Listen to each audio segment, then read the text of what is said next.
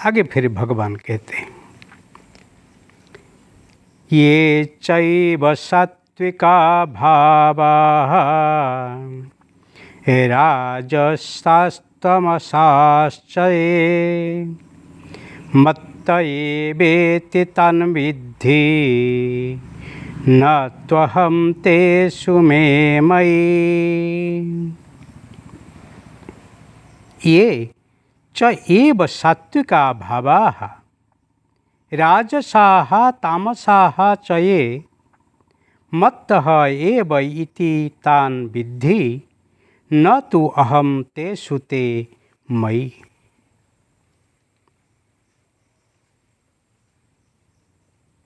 भगवान आगे कहते हैं, और भी जो सत्वगुण से उत्पन्न होने वाले भाव है और जो रजोगुण से तथा तमगुण से होने वाले भाव है, उन सब को तू मेरे से ही होने वाले हैं ऐसा जान, परंतु वास्तव में उनमें मैं और वे मेरे में नहीं है।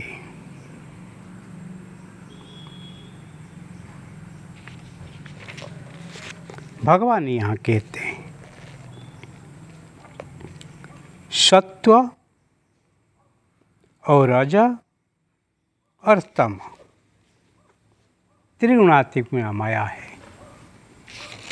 वो तीनों गुण में जो ही भावनाओं आती हैं,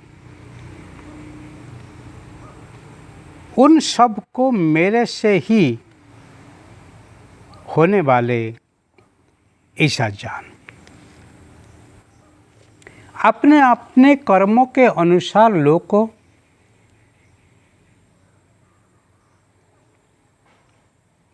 जीवन जीते हैं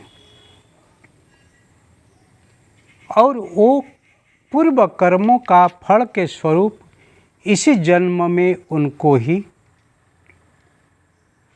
अपना पारिपार्श्विक अवस्था के साथ जीवन मिला है और ऐसे ही वो कर्म करते हैं। सात्विक गुण से सत्व संपन्न व्यक्ति ही होते हैं, राजसिक से राजसिक संपन्न व्यक्ति होते हैं और तामसिक के तामस संपन्न व्यक्ति होते हैं।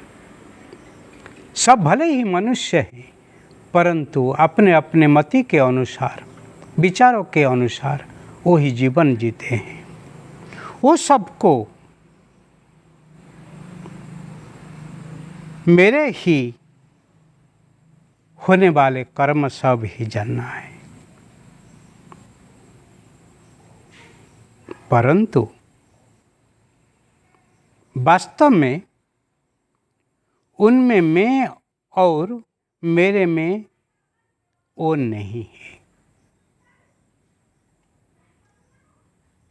वास्तव में परमात्मा उसमें कि वो सब परमात्मा में नहीं है, क्योंकि वहाँ वासना ही काम करती है। वासना रहित व्यक्ति ही वास्तव जीवन, ईश्वरीय जीवन, ब्रह्मिक जीवन ही जीते हैं। परंतु जो ही वासना ग्रसित होते हैं, वहाँ माया ही तांडव मचाती है और माया जहाँ पर है वहाँ पर आसक्ति है, वहाँ पर वासना है, आ जाती है। और वासना प्रेरित जीव कि जन्म से मृत्यु तक ही उनके वासना अनुरूप कर्म करता है, भले सत्व हो या रज हो या तम हो। परंतु परमात्मा के साथ रहने के लिए, ईश्वर के साथ रहने के लिए, ब्रह्म के साथ रहने के लिए आपको सत्व रज तम तीनों गुण से ही ऊपर जाना है, क्योंकि वो ही निर्विकार स्थिति है। वहाँ पर आदि व्याधि उपाधि नहीं, वहाँ पर समाधि समाधि समाधि स्वयं सिद्धि है। और जो स्वयं सिद्ध होते हैं उनका कुछ स्वतंत्र इच्छा नहीं होती है, ना सात्विक, ना राजसिक, ना तामसिक। जैसे हरि रखेंगे ऐसे ही मैं रहूँगा।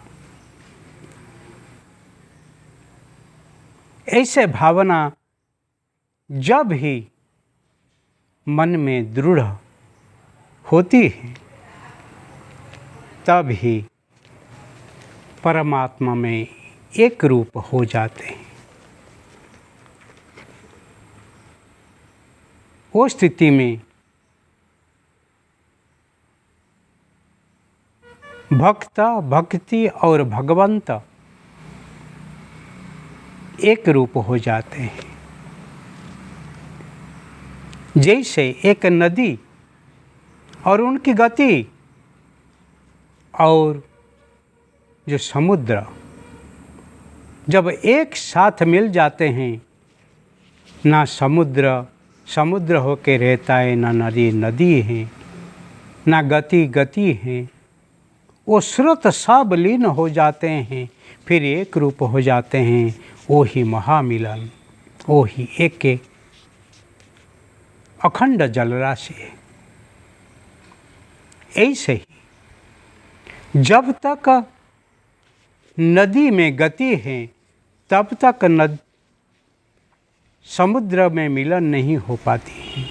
नदी को मिलना हो तो गति को ही मिला देना चाहिए, तब ही मिलन ही संभव है।